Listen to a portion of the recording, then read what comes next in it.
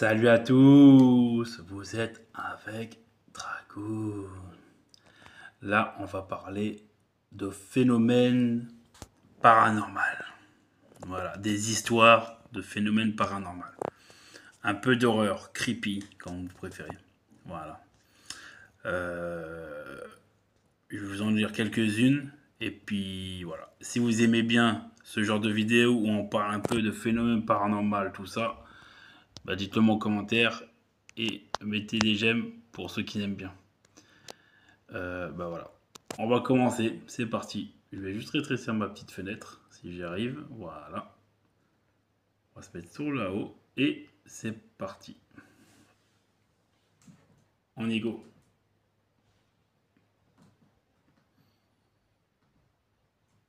Attendez. Je mets juste. Voilà, l'ambiance.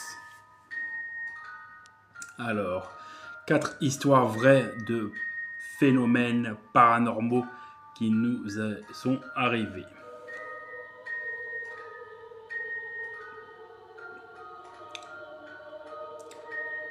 Alors, c'est parti. La première histoire. Alors, la très étrange disparition d'un enfant. Je vais juste baisser un peu le son. Voilà. D'un enfant en vacances. Ici, Tiffen, rédactrice mode et lifestyle. Je jure solennellement que tout ce que je vais raconter est vrai. Quand j'avais 8 ans, je suis parti en résidence de vacances avec mes parents. Un truc modeste dans lequel il y avait un petit terrain vraiment petit, vraiment très très petit, avec des bancs où les gens pouvaient s'asseoir. Ça, c'est évident. J'y ai rencontré une autre petite fille et j'ai passé quasiment toutes mes vacances avec elle à squatter ce petit endroit. On adorait se raconter des histoires d'horreur, ce qui n'a pas aidé par la suite.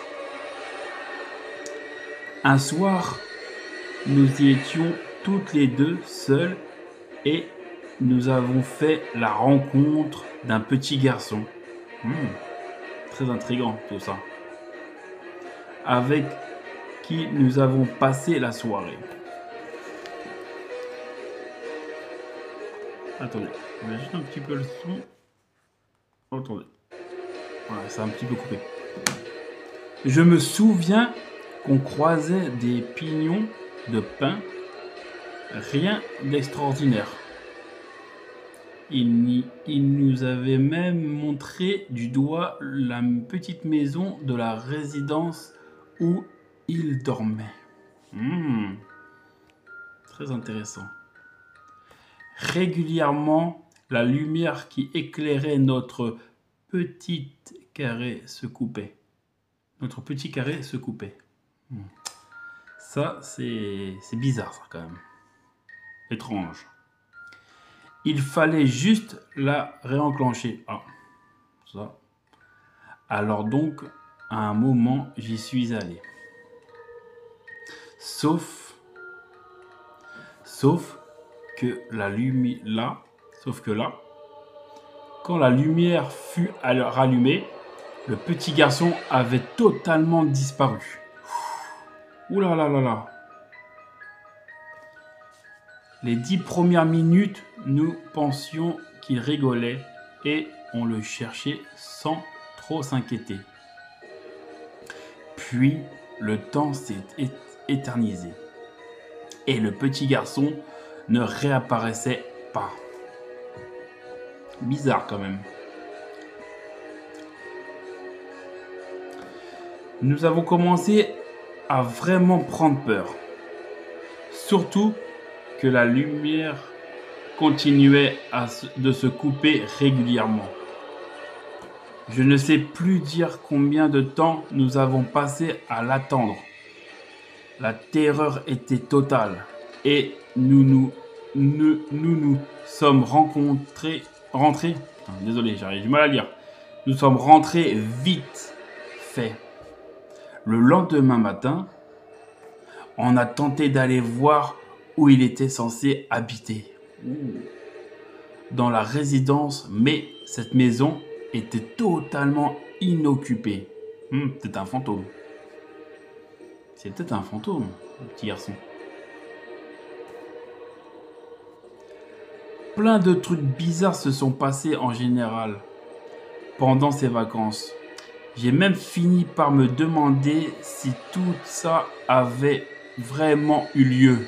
Ouh là là là là là là. Très bizarre. Mais quelques années plus tard, la fameuse petite fille m'a retrouvé sur Facebook.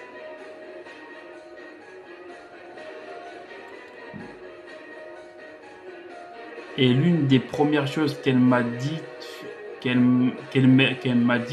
fut: tu te rappelles du petit garçon qui a disparu? C'est tout? Ah bah c'est tout, apparemment, ouais. Ouais, apparemment c'est tout. Ah, bah ouais. Ok. Bon, ça fait pas trop peur, hein.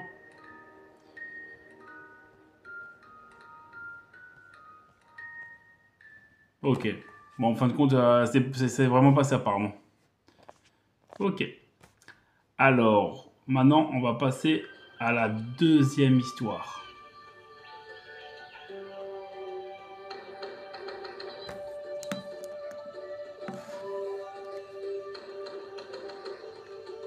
Attendez, on va remettre la musique un peu horreur, creepy. Voilà. Quand c'est bon. Pour se remettre un peu dans l'ambiance. En plus, c'est à prix discount. Comme les Gressa en prix discount. Voilà. Alors, on va écouter la deuxième histoire. Et après, ça va être bon. Histoire paranormale, la deuxième histoire. Des morts qui rendent visite dans des rêves, un phénomène récurrent.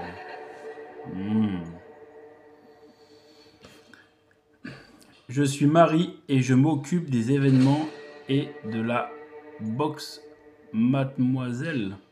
Okay. Dans ma famille, on a tendance à croire que les personnes qu'on aime viennent nous dire au revoir en rêve, le jour de leur mort. Ok.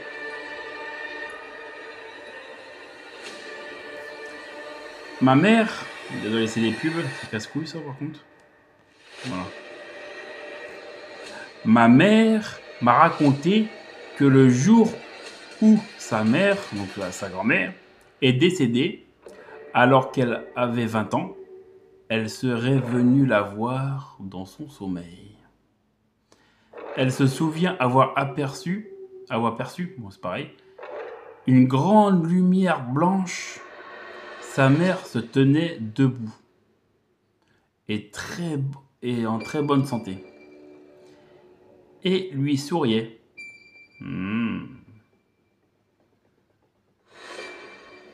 Alors qu'elle était paralysée depuis 16 ans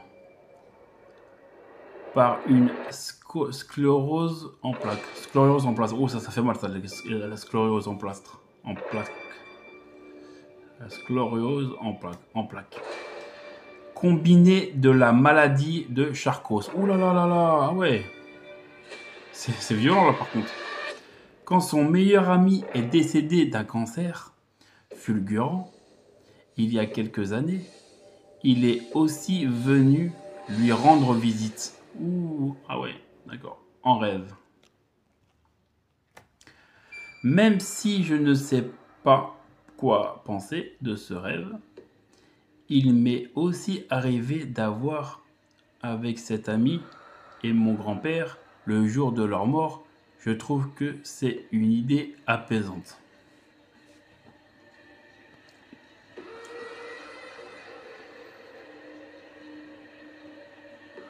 C'est tout.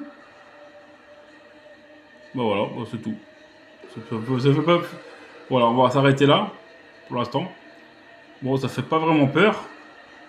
Bon, on va peut-être écouter les autres. Allez. Troisième histoire. La mystérieuse chambre jaune et ses secrets. Moi, c'est Léa et je bosse à la régie commerciale. Chez mes grands-parents, nous avons pour habitude, avec ma sœur, de dormir dans une chambre recouverte d'un papier peint jaune. D'où son surnom de chambre jaune. C'est évident, on va dire. Personne n'a jamais trop su pourquoi, mais ma frangine et moi n'avons jamais aimé y dormir. En fait, on y a même carrément peur, sans jamais pouvoir expliquer pourquoi. Elle est normale, cette chambre, mais on ne s'y est jamais senti bien. Ok, ça arrive. Ça arrive.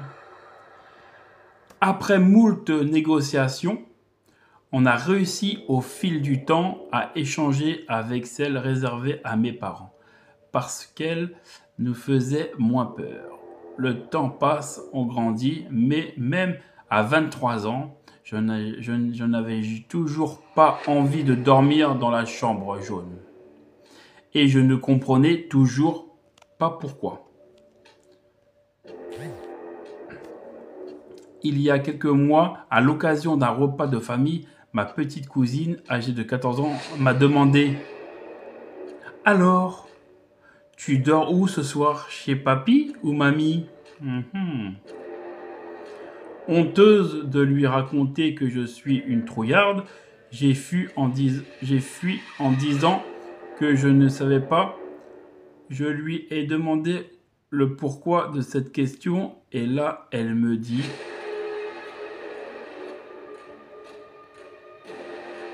Oh, je sais pas. Comme ça, moi, je n'aime pas dormir dans la chambre jaune. » Ah, elle aussi, elle n'aime pas dormir dans la chambre jaune, la petite de 14 ans. C'est ce qui se passe. Il se passe vraiment des choses bizarres quand même dans cette chambre, je pense. Voilà. Ah bon? J'ai empressé le pas vers mon cousin, 22 ans, et je lui ai demandé ce qu'il pensait de la chambre jaune. Rire gêné de sa part, je sais pas. Je n'aime pas trop dormir dedans. Oula, il n'y a personne qui aime bien dormir dedans, quoi. Bon, là, qu'est-ce qui se passe, wesh? Alors, je suis allé voir mes parents, leur expliquant la situation, et ils m'ont répondu le plus naturellement du monde. Ah, c'est peut-être parce qu'avant, un médium habitait dans la maison. Peut-être que son bureau devait être dans cette pièce. Ah bah oui. Les enfants sont plus sensibles à ce genre de choses. Ouais, ça c'est vrai. Cimer les darons, cimer de m'avoir préservé, mais cimer parce que j'ai encore plus peur d'y dormir maintenant. Ah bah oui. Maintenant, la dernière histoire. La dernière histoire. Une séance de spiritisme aux lourdes conséquences. Hello! Ici une membre de Mademoiselle Anonyme. À l'âge de 16 ans, j'ai fait ma maline à vouloir faire du spiritisme avec des copains.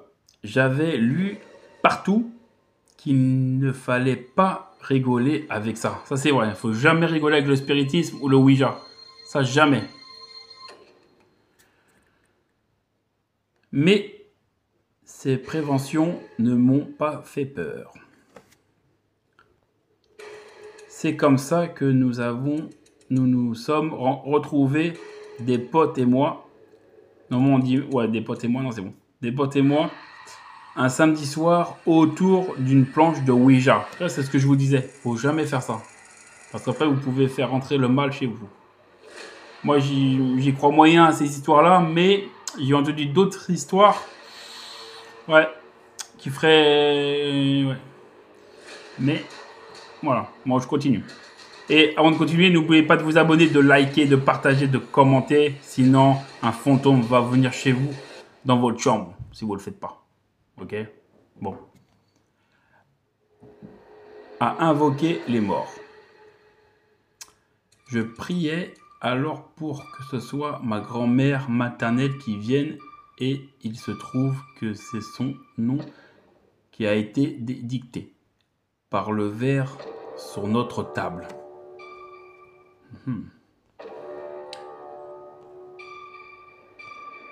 Je me souviens lui avoir demandé si tout allait bien, si elle était heureuse là où elle était, si elle voulait me dire quelque chose. À chaque fois, le verre se dirigeait paisiblement vers le oui. Assez naturellement, je lui ai demandé si je pouvais partager ces informations avec ma mère. Et là, le verre se dirigeait avec une force incroyable vers le non. Il y a peu bougé, puis est retourné vers le non. Puis encore un peu de mouvement, et puis vers le non à nouveau.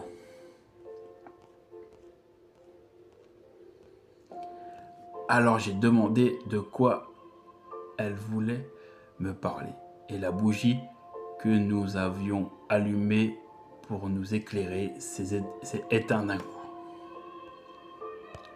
À ce moment-là, on a tous eu vraiment peur. On a hurlé et après avoir rallumé la lumière et repris nos esprits, on a décidé de s'arrêter là. Cette nuit-là, je dormais chez une amie. Je dormais, ouais, je crois qu'ils ont oublié le jeu. Je dormais chez une amie. Ouais, je crois qu'ils ont loupé. Ouais. En tout cas, c'est pas grave. Et j'étais morte de trouille. Je me suis réveillé plusieurs fois en ayant vraiment l'impression de voir ma grand-mère au pied de mon lit me fixant.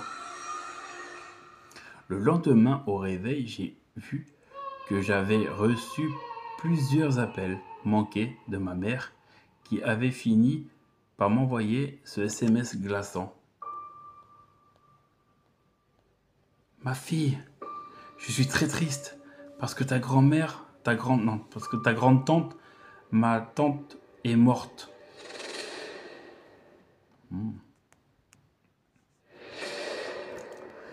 La sœur de mamie décédée était morte de manière assez brutale la nuit qui a suivi ma séance de spiritisme. Oh, c'est bizarre ça quand même. Je n'avais pas eu alors par 4 chemins, ça m'a totalement vacciné de la pratique du spiritisme et j'en ai jamais réessayé après. Et vous avez tenté au moins les phénomènes paranormaux et avez-vous peur ou êtes-vous au contraire plutôt serein à l'idée d'une autre réalité reste à découvrir? Voilà, c'est fini. Ouais. Voilà, c'est fini maintenant les histoires d'horreur. Alors qu'est-ce que vous avez pensé? Bon, ça fait pas vraiment peur. Peut-être la fin un petit peu quand même, avec l'histoire de la grand-mère. Attends, je vais juste agrandir un peu ma photo. Voilà. Vous me voyez bien en grand. Ah, voilà. C'est fini les histoires d'horreur. Alors, j'espère que vous avez apprécié. J'espère que vous avez apprécié. Et que... Bah... Après, je le filme avec mon portable, donc c'est un peu... voilà. C'est pas pratique. Mais quand j'aurai mon ordinateur, je ferai plus de vidéos comme ça. Et si vous aimez bien les vidéos comme ça, et ben, faites-moi signe. Et je vous ferai plus de vidéos d'horreur ou de spiritisme avec des vidéos aussi. Voilà. Donc, ciao les dragons Et n'hésitez pas de vous abonner, de liker, de partager, de commenter. Ça me fait toujours plaisir et c'est gratuit. Ciao.